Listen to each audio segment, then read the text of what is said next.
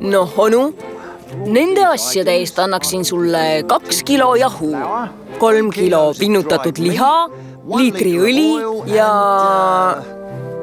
kilo kuivatatud ube ja veidi mett.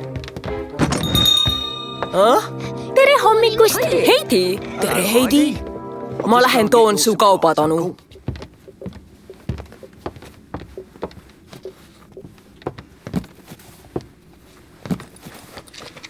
Proua Keller, kas ma saaksin oma fossiili eest ühe leiva?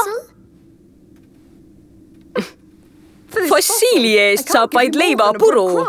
Aga see on väga kallis fossiil. Mul leib on veel kallim. Kahju küll. Ole hea ja oota väljas. Mul ei lähe kaua.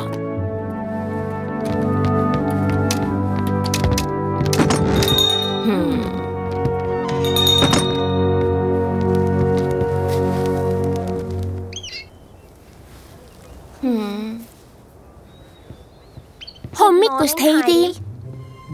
Tere hommikust, Teresa! Kui ilus fossiil! Jah, see on ilus, aga väärtusetu. Su ema ei andnud sellest leivapätsigi. Mu ema ei tea midagi. Me võiksime vahetada. Kas sa tead, kust leiba saaks? Muidugi, tule minuga! No, kas sa tuled või?